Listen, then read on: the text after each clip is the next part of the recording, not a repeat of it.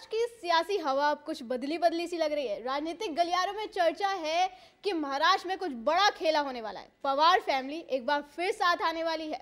ये चर्चा शुरू हुई सुप्रिया सुले के बयान से। शरद पवार की बेटी सुप्रिया सुले जो देवेंद्र फडणवीस की तारीफ करते हुए नजर आई। उन्होंने कहा कि देवेंद्र फडणवीस इकलौते ऐसे नेता हैं जो इस वक्त सक्रिय हैं राज्य में, जिसके बाद ये चर्चा शुरू हो गई। क्या लगता है सर, पवार फिर एक साथ? अब देखो निकिता, इंडिया गठबंधन से जुड़े तमाम दल और उनके समर्थकों का ध्यान था बिहार की तरफ कि नीतीश बाबू कुछ करेंगे, नीतीश बाबू शायद फिर से वो करने वाले हैं जिसमें वो माहिर हैं। लेकिन इसी दरमियान महाराष्ट्र में से जो कुछ हो रहा है वो ये बता रहा है कि शायद पवार साहब जो है नीतीश वाला रोल अपनाएंगे और वो फिर से संभव है। देखिए, राजनीति में एक लंबी फहरिस्त है उन नेताओं की जो अपनी नेक्स्ट जनरेशन मतलब अपना बाल बच्चा को, अपने बाल बच्चों को जो है सेट करना चाहते हैं। उनमें से एक शरद पवार भी हैं। शरद पवार भी चाहते हैं कि उनके रहते जो है उनकी बेटी की राजनीतिक परिस्थिति, राजनीतिक भविष्य जो है सेट हो जाए। वो भतीजा जो था वो पूरी पार्टी लेके उड़ गया और अभी जो मौजूदा स्थिति है महाराष्ट्र में विपक्ष की, वो विपक्ष किसी लायक बचा नहीं है निकता। 288 के विधानसभा में 232 प्लस एनडीए को मिल जाना और उसके बाद खुद एनसीपी चीफ, जो पुराने एनसीपी चीफ शरद पवार और अब जो शरद पवार गुट वाली एनसीपी है, उसमें कुल 10 विधायक हैं।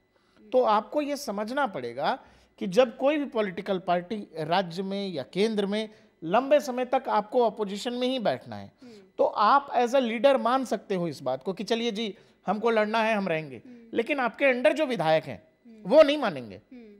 वो विधायक, अच्छा उनकी संख्या भी ऐसी नहीं है कि वो 100, 50, 150 हैं, 10 की संख्या है। उस संख्या बल को तोड़ना बहुत आसान है। कोई भी नहीं चाहता विधायक कि भाई 5 साल ऑलरेडी महाराष्ट्र में पिछले 10 साल से ये लोग अपोजिशन में बैठे हैं, 5 साल और 15 साल का टेन्योर किसी भी पॉलिटिकल पार्टी के लिए भी और किसी आम पॉलिटिकल मतलब विधायकों के लिए भी ज्यादा होता है। उसका पॉलिटिकल करियर स्टेक पे है भाई, तो कोई भी रुकना नहीं चाहता। दूसरा, पवार साहब ये चाहते हैं कि उनके रहते जो है बेटी का लाइफ सेट हो जाए, बेटी एक एस्टेब्लिश पॉलिटिशियन बन जाए। अब चूंकि पूरी की पूरी पार्टी लेके चले गए अजीत पवार, तो उसमें सुप्रिया सुले का भविष्य बहुत अच्छा नहीं दिख रहा होगा शरद पवार को, वो भी इन चुनाव नतीजों के बाद।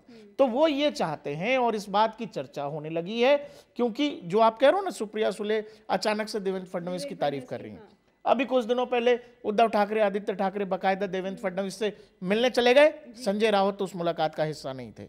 तो बावजूद इसके शिवसेना भी कह रही है, अब शिवसेना भी उसी वजह से कह रही है निकता, कुल 20 विधायक हैं। एकनाथ शिंदे जिस दिन चाहेंगे उस दिन शिवसेना में खेल हो जाएगा। तो पार्टी भी नहीं बची आपके पास विधायक नहीं बचेंगे जो बचे हुए हैं। तो जो कुछ भी रह गया है उसका बेस्ट इस्तेमाल क्या हो सकता है? बेस्ट इस्तेमाल यही हो सकता है कि आप चुपचाप सरकार के साथ हो लीजिए। नहीं तो आप जिस सिचुएशन में हैं अभी पॉलिटिकली, वो अगले 5 साल आपको इसी डायलिसिस पे रखेगा कि कब आपकी पार्टी टूट जाए। आप हमेशा इस सिंड्रोम में रहोगे कि जिस दिन एकनाथ शिंदे और बीजेपी ने चाह लिया उस दिन आपकी पार्टी टूट जाएगी और फिर उस पॉलिटिकल पार्टी में जो उद्धव गुट है उसमें केवल आप बचे जाएंगे और आपके बेटे यानी उद्धव ठाकरे, आदित्य ठाकरे। वही हाल एनसीपी शरद पवार गुट का हो सकता है कि जिसमें केवल शरद पवार बचेंगे, सुप्रिया सुले बचेंगी और पूरी की पूरी पार्टी जो है वो चाहे 8 सांसद हो, 10 विधायक हो, वो सब के सब उधर जा सकते हैं। तो ये बड़ा खतरा है, क्योंकि जिस तरह का मैंडेट मिला है ना, मैं फिर कह रहा हूं 288 पे 230, 32 का नंबर बहुत बड़ा होता है। इसमें भी 10 अदर्स जो हैं उसमें से भी 4-5 जाकर के चले गए कि जी हम सरकार के साथ हैं। तो अपोजिशन का नंबर क्या है? 20, 10 और मेरे ख्याल से 6, 7, 8 के आसपास कांग्रेस है। तो ये नंबर के अब बाद आपको ये लगता है कि अपोजिशन वहां सरवाइव कैसे करेगा? आप विधानसभा की कल्पना करो ना कि कितने बड़े नंबर में गवर्नमेंट के विधायक होंगे सरकार के साथ और विपक्ष में नंबर जो है, तो ये ना सर्वाइवल की दिक्कत है। दूसरा, शरद पवार बहुत स्मार्ट पॉलिटिशियन है।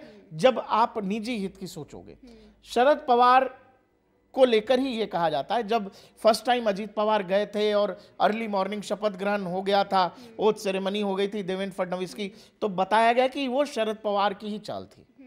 बाद में फिर उद्धव ठाकरे को सीएम पद ऑफर कर दिया और भतीजे को भी वापस बुला लिया और ये कहा जाता है कि शरद पवार ने अपनी पॉलिटिकल मास्टरी दिखाने के लिए, या पॉलिटिकली वो कितने चाणक्य हैं, या जो कथित चाणक्य कहा जाता है कि भाई बीजेपी में अमित शाह चाणक्य हैं, तो उन्होंने बताया कि पॉलिटिकल मास्टर महाराष्ट्र में एक ही है, वो है शरद पवार।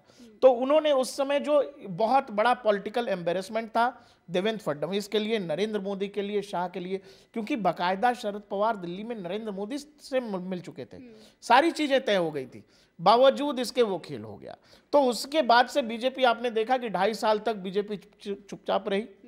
बाद में शिवसेना उद्धव गुट जो है टूटा, उसके बाद शिवसेना पर क्लेम कर दिया एकनाथ शिंदे ने, और अब एकनाथ शिंदे 2.5 साल तक मुख्यमंत्री थे, उसी सिंबल के साथ, तीर धनुष के साथ अभी विधानसभा चुनाव में गए, वो गठबंधन जीत करके चला आया। तो महाराष्ट्र में जो पॉलिटिकली उठापटक की कहानी थी वो शह और मात की थी।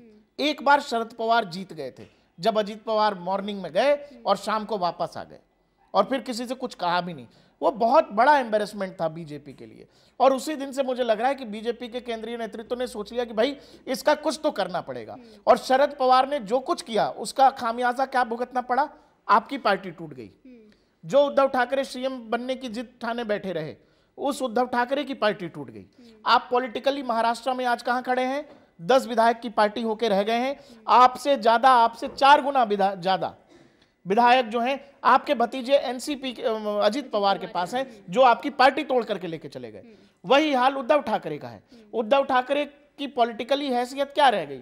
आपके यहाँ कहते हैं ना कि जी, आपके यहाँ जो मतलब दूसरे तीसरे नंबर के लीडर थे, है ना, जो आपके पिता के सलाहकार हो या हुआ करते थे, या आपके पिता के पीछे खड़े हुआ करते थे, वो एकनाथ शिंदे पूरी पार्टी लेके चले गए।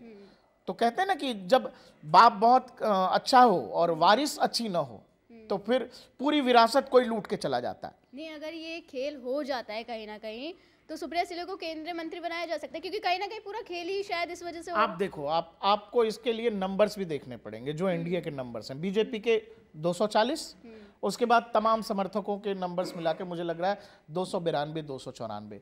इसमें बार बार बात होने लगती है फिर बिहार की, कि नीतीश चचा अभी मूड बदल जाएगा, अभी पलट जाएंगे, अभी तो कुछ होने वाला है। इस सब तरह की चीजें इसीलिए होती हैं क्योंकि इस पूरे घटक दल में जो बड़े सहयोगी हैं वो टीडीपी, यानी मैं बात कर रहा हूं चंद्रबाबू नायडू और नीतीश कुमार। तो नीतीश कुमार के पास भी नंबर है, 10, 12, 13 के आसपास नंबर है उनके पास। उस नंबर के जाने के बाद देखो, राजनीति में कभी कुछ भी हो सकता है। तो बीजेपी के लिए या एनडीए के लिए सबसे अच्छा है कि जो भी सहयोगी आता है आ सकता है। शरद पवार को ये लगता है कि 8 सांसद हैं उनके, 10 विधायक हैं, पॉलिटिकली हाशिए पर हैं महाराष्ट्र की राजनीति में। अगले 5 साल तो उनको कोई पूछने नहीं वाला, और अगले 5 साल 240 वाली सरकार भी कहीं नहीं जा रही है, क्योंकि इस देश में 145 सांसदों के साथ भी यूपीए 1 चला है और 206 सांसदों वाला यूपीए 2 चला है। तो उन नंबरों से तो फिर भी ज्यादा है बीजेपी के पास। तो इसीलिए जिन लोगों को लगता है कि सरकार गिर सकती है, जा सकती है, बीजेपी के लिए नंबर मैनेज करना बहुत मुश्किल काम नहीं है। हमने तो उन राज्यों में भी सरकार बनती देखी जहां इनके पास नंबर नहीं था। शरद पवार को पता है कि उनको पॉलिटिकली डिफीट मिला है, और मोदी और शाह की जो पॉलिटिकली मास्टर क्लास है वो महाराष्ट्र में दिखी है। ऐसे समय में जब लोकसभा चुनाव के दौरान नंबर्स नहीं थे बीजेपी के पक्ष में, बावजूद इसके विधानसभा का चुनाव पूरा बदल गया।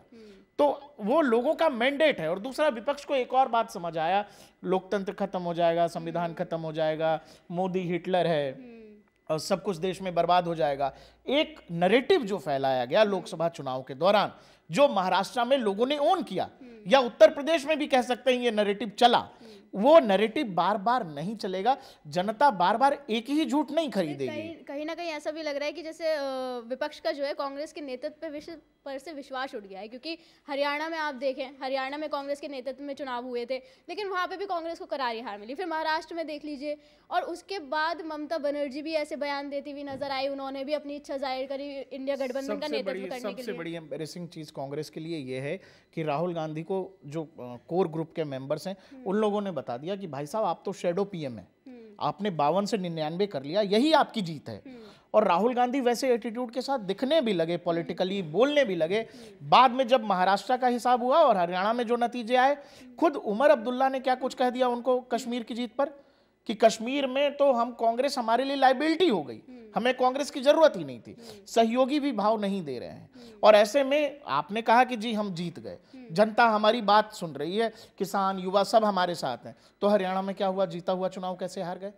महाराष्ट्र में क्यों? जो महाराष्ट्र आपके गठबंधन को लोकसभा में 6 महीने पहले वोट करता है, वो महाराष्ट्र 6 महीने बाद आपको दूसरे तीसरे नंबर की पार्टी खत्म कर देता है। एक समय पे कांग्रेस लगातार 15 सालों तक वहां पर सरकार में रही, सबसे बड़ी पार्टी थी, वो पार्टी दहाई अंक में चली आई। तो इसको तो सोचना पड़ेगा ना। ये विपक्षी, वो चाहे अखिलेश यादव हो, ममता बनर्जी हो या शरद पवार हो, वो जानते हैं। लालू यादव भी समर्थन करते हुए नजर आए थे, वो भी दे चुके बयान कि भाई नेतृत्व में कहीं ना कहीं। बिल्कुल, आपको समझना पड़ेगा कि वो जो आपने नैरेटिव चलाया वो हो गया, अब क्या है आपके पास? जनता फिर पूछेगी अब क्या है। तो बार बार झूठ जाके बोलोगे तो लोगों के समझ आती है बात।